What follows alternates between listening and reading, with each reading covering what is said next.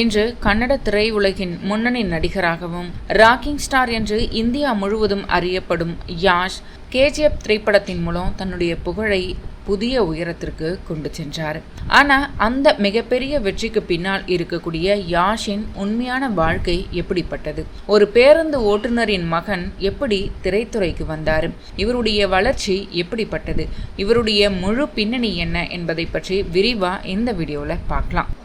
யாஷின் உண்மையான பெயர் நவீன்குமார் கவுடா. இவர் கர்நாடக மாநிலத்தின் ஹாசன் மாவட்டத்தில் 1986ஆம் ஆண்டு ஜனவரி 8ஆம் தேதி பிறந்தவர். இவருடைய தந்தை அருண்குமார், தாய் புஷ்பா. யாஷின் தந்தை பெங்களூரு மாநகர போக்குவரத்து கழகத்தில் பேருந்து ஓட்டுநராக பணியாற்றியவர். இவருடைய தாய் புஷ்பா இல்லத்தரசி. யாஷ்க்கு நந்தினி அப்படிங்கிற ஒரு சகோதரியும் இருக்காங்க. யாஷ் மைசூர்ல இருக்கக்கூடிய மகாஜனா அப்படிங்கிற உயர்நிலை பள்ளியில பள்ளி படிப்பை முடித்தாரு. சிறு வயதிலிருந்தே நடிப்பு, நடனம் மற்றும் நாடகங்கள்ல அவருக்கு ரொம்பவே ஆர்வம் இருந்தது. இதனால பள்ளியில கல்ச்சுரல் போட்டிகள்ல தொடர்ந்து பங்கேற்றுட்டு வந்தாரு. எதிர்காலத்துல தான் ஒரு நடிகராக வேண்டும் அப்படிங்கிற எண்ணம் அவருக்கு இளம் வயதிலேயே உருவானதுதான். ஆரம்பத்துல யாஷ் நடிகராக வேண்டும் அப்படின்னு விரும்பிய போது அவருடைய குடும்பத்தினர் அதற்கு முழுமையான ஆதரவு கொடுக்கலையா. அவருடைய தந்தை மகன் ஒரு நிலையான வேலையில சேர வேண்டும் அப்படின்னு விரும்பியிருக்காரு. ஆனால் யாஷ் திரைத்துறையில தான் செல்ல வேண்டும் அப்படிங்கிற தன்னுடைய முடிவில் உறுதியாக இருந்திருக்காரு. 2003ஆம் ஆண்டு தன்னுடைய 16வது வயதில் திரைப்படத்துறையில் வாய்ப்பு தேடி பெங்களூருக்கு சென்றிருக்காரு. அப்போது ஒரு திரைப்படத்தில் உதவி இயக்குனராக பணியாற்றும் வாய்ப்பை எதிர்பார்த்து போயிருக்காரு. ஆனால் அந்த திரைப்படத்தின் பணிகள் தொடங்கிய சில நாட்களிலே நிறுத்தப்பட்டிருக்கு. இதனால அவர் தனது சொந்த ஊருக்கு திரும்பாம பெங்களூருலேயே தங்கி நடிப்பு துறையில வாய்ப்புகளை தேட தொடங்கியிருக்காரு.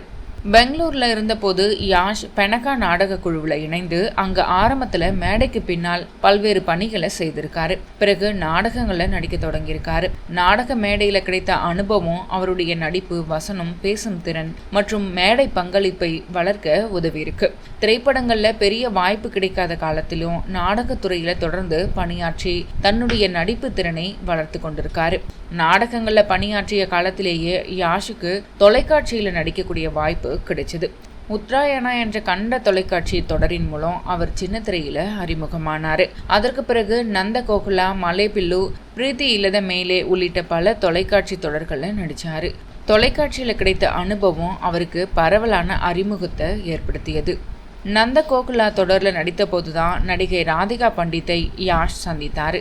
இவர்கள் இருவரும் பிறகு திரைப்படங்களிலும் இணைந்து நடித்தனர். அவர்களுக்கிடையே ஏற்பட்ட நட்பு பிறகு காதலா மாறியது. பிறகு 2007ஆம் ஆண்டு வெளியான ஜம்பத சுடுக்கி என்ற திரைப்படத்தின் மூலம் யாஷ் வெள்ளித்திரையில அறிமுகமானார். அதே ஆண்டில் வெளியான மொக்கின மனசு திரைப்படம் அவருடைய திரைப்பட வாழ்க்கையில முக்கியமான இடத்தை பெற்றது. இந்த படத்துல நடித்ததற்காக சிறந்த துணை நடிகருக்கான தென்னிந்திய பிலிம்பேர் விருதை யாஷ் பெற்றிருந்தார். இதன் மூலம் கன்னட திரையுலகில் கவனிக்கப்படும் இளம் நடிகராக மாறினார் யாஷ். 2008ஆம் ஆண்டு வெளியான ராக்கி திரைப்படத்தின் மூலம் யாஷ் கதாநாயகனாக அறிமுகமானார். அதற்கு பிறகு கல்லார சந்தே, கோகலா, தமாஷு, மொடலசாலா, ராஜதானி, கிராத்தகா உள்ளிட்ட திரைப்படங்கள்ல நடிச்சிருந்தாரு. இந்த காலகட்டத்தில் தொடர்ந்து திரைப்படங்களில் நடித்து கொண்டிருந்தாலும் அவர் இன்னும் கன்னட திரையுலகின் முன்னணி நட்சத்திரமா மாறல. பிறகு 2013ஆம் ஆண்டு வெளியான கூகுளி திரைப்படம் யாஷின் திரைப்பட வாழ்க்கையில குறிப்பிடத்தக்க வெற்றியை பெற்றது. இந்த படத்தின் வெற்றிக்கு பிறகு அவரது ரசிகர் வட்டம் மேலும் விரிவடைந்தது. தொடர்ந்து வெளியான ராஜா ஹூலி, கஜகேசரி போன்ற திரைப்படங்களும் அவரது மார்க்கெட்டை உயர்த்தியது. பிறகு 2014ஆம் ஆண்டு வெளியான மிஸ்டர் அண்ட் மிஸ்ஸஸ் ராமாச்சாரி யாஷின் வாழ்க்கையில மிக முக்கியமான திரைப்படமா அமைந்தது. இதுல யாஷ் மற்றும் ராதிகா பண்டித் இணைந்து நடித்திருந்தாங்க. இந்த திரைப்படம் மிகப்பெரிய வணிக வெற்றியை பெற்றது. இந்த வெற்றிக்கு பிறகு யாஷ் கன்னட திரையுலகின் முன்னணி கதாநாயகர்களில் ஒருவரா நிலை பெற்றார். இந்த திரைப்படத்திற்காக சிறந்த நடிகருக்கான தென்னிந்திய பிலிம்பேர் விருதையும் பெற்றிருந்தார் யாஷ். யாஷ் மற்றும் ராதிகா பண்டித் ஆகியோர் 2016ஆம் ஆண்டு திருமணம் செய்து கொண்டாங்க. இவர்களுக்கு ஐரா மற்றும் யதவ் என்ற 2 குழந்தைகள் இருக்காங்க. திரைப்படத்துறையில் முன்னணி நடிகர், நடிகையாக இருந்த இருவரும் பிறகு குடும்ப வாழ்க்கையிலும் இணைந்தாங்க. யாஷின் திரைப்பட வாழ்க்கையில மிகப்பெரிய மாற்றத்தை ஏற்படுத்திய திரைப்படம் கேஜிஎஃப். இந்த திரைப்படத்தை பிரசாந்த் நீல் இயக்கியிருந்தார். இது 2018ஆம் ஆண்டு டிசம்பர் 21ஆம் தேதி வெளியானது. இதுல யாஷ் ராக்கி அப்படிங்கிற கதாபாத்திரத்துல நடிச்சிருந்தாரு. கன்னடத்துல உருவான இந்த திரைப்படம் தமிழ், தெலுங்கு, இந்தி மற்றும் மலையாள மொழிகளிலும் வெளியானது. கேஜிஎஃப் திரைப்படம் மிகப்பெரிய வணிக வெற்றியை பெற்றது. இதன் மூலம் யாஷின் புகழ் கர்நாடகத்தை தாண்டி இந்தியா முழுவதுமே பரவியது. குறிப்பாக ராக்கி அப்படிங்கிற கதாபாத்திரம் ரசிகர்களிடம் மிகப்பெரிய வரவேற்பை பெற்றிருந்தது. யாஷ்க்கு ராக்கி பாய் என்ற அடையாளமும் உருவானது. கன்னட திரையுலகில் ஏற்கனவே முன்னணி நடிகராக இருந்த அவர் கேஜிஎஃப் திரைப்படத்திற்கு பிறகு இந்திய அளவில் அறியப்பட்ட நடிகராக மாறினார். கேஜிஎஃப் திரைப்படத்தின் வெற்றிக்கு பிறகு அதன் 2ஆம் பாகம் உருவாக்கப்பட்டது. கேஜிஎஃப் 2 திரைப்படம் 2022ஆம் ஆண்டு ஏப்ரல் 14ஆம் தேதி வெளியானது. முதல் பாகத்தை போலவே இதையும் பிரசாத் நீல் தான் இயக்கியிருந்தார். யாஷ் மீண்டும் ராக்கி கதாபாத்திரத்தில் நடிச்சிருந்தார். கேஜிஎஃப் 2வும் மிகப்பெரிய வணிக வெற்றியை பெற்றது. திரைப்படத்தின் வெற்றியுடன் யாஷின் இந்திய அளவிலான ரசிகர் வட்டமும் மேலும் அதிகரித்தது. இதன் மூலம் கன்னட திரைப்படத் துறையைச் சேர்ந்த ஒரு நடிகர் மற்ற மொழி திரைப்பட ரசிகர்களிடமும் மிகப்பெரிய வரவேற்பை பெற முடியும் அப்படின்னு யாஷினுடைய திரைப்பட பயணம் வெளிப்படுத்தியது.